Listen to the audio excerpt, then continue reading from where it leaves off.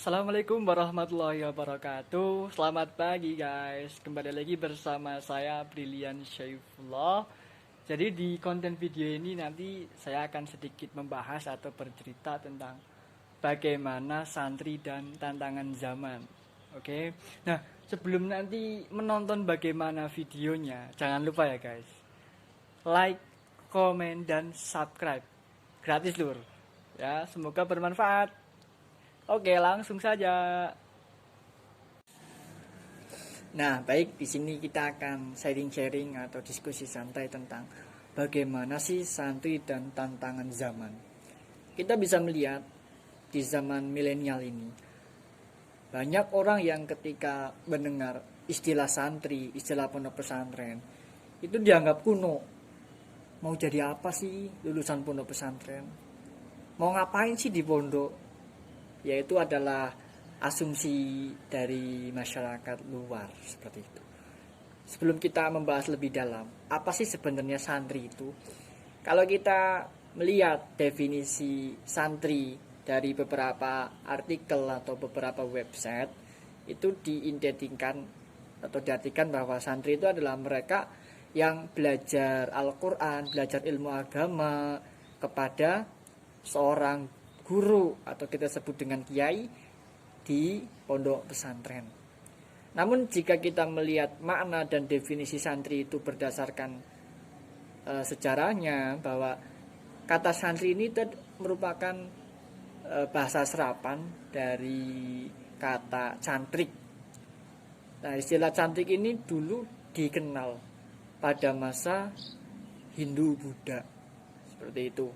Menurut versi mereka, versi masyarakat Hindu-Buddha pada saat itu adalah cantrik itu diartikan sebagai orang-orang yang mereka itu mendalami kitab suci, kemudian disimak atau dijelaskan oleh seorang bisa dikatakan pendeta atau biksu pada saat itu. Ya,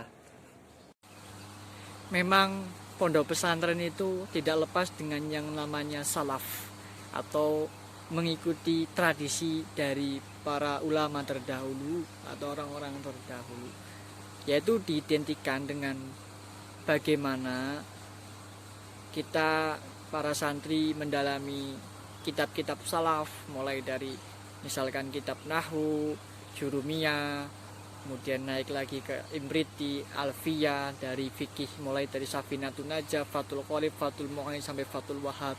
Itu adalah merupakan upaya untuk menghidupkan tradisi dari para ulama salaf.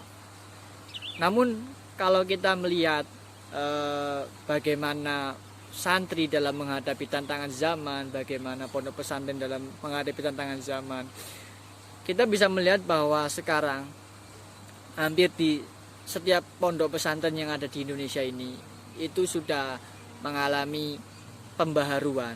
Namun tidak semuanya ya, ada beberapa pondok yang memang masih benar-benar murni menerapkan sistem salaf, yaitu yang tadi saya jelaskan. Namun ada juga beberapa pondok yang mengalami pembaharuan atau pemodernisasian, tetapi tidak menghilangkan jati diri pondok pesantren itu sendiri. Nah, kita bisa melihat bagaimana banyak alumni-alumni pondok pesantren yang sukses, bukan hanya bisa paham agama, namun mereka juga memiliki intelektualitas yang tinggi, memiliki jiwa kepemimpinan yang tinggi atau leadership, kemudian juga memiliki prestasi yang tinggi. Seperti kita lihat saja ya, yaitu wakil presiden kita sekarang, yaitu beliau Kiai Haji Ma'ruf Amin. Beliau adalah seorang santri, beliau juga seorang kiai, yang mana beliau mampu membuktikan bahwa santri itu tidak hanya bisa mengaji, santri itu ya juga bisa menjadi apa yang mereka inginkan. Banyak juga santri yang menjadi ekonom, menjadi sejarawan, politikus, dan lain sebagainya. Jadi istilah kalau santri itu kuno, iya memang kuno. Kuno dalam artian mereka adalah penerus tradisi-tradisi salaf para ulama. Namun kalau dalam hal konteks kekinian atau pada tantangan zaman ini, justru santri itulah yang menjadi agent of change, ya, menjadi perubahan, ya, membawa perubahan seperti itu kepada masyarakat luas. Karena di pondok pesantren juga kita diajarkan tentang pelajaran-pelajaran umum, kemudian juga tentang pengetahuan, teknologi dan lain sebagainya. Jadi untuk sekarang di pondok pesantren itu sudah melengkapi dengan berbagai fasilitas-fasilitas yang mumpuni. Maka dari itu kita sebagai kaum santri atau kaum sarungan itu harus bisa membuktikan bahwa kita ini bisa ketika kita berusaha, ya. Kita juga tidak kalah dengan alumni-alumni dari sekolah lain dalam hal misalkan persaingan akademik, prestasi akademik dan lain sebagainya. Bisa dikatakan bahwa kita sebagai seorang santri itu memiliki poin plus, ya, selain kita diajarkan ilmu agama, kita bisa dekat dengan para kiai atau para ulama. Kemudian di pondok pesantren kita juga diajarkan kemandirian, kepemimpinan, kekeluargaan, dan juga kemasyarakatan sebagai bekal nanti ketika kita terjun di masyarakat, seperti itu. Ya, kita sebagai santri kita harus bersikap wajar-wajar saja gitulah, ya. Ketika misalkan di masyarakat, ya, kita lihat bagaimana budaya di masyarakat, tradisi di masyarakat, jadi kita tidak usah terlalu kaku seperti itu.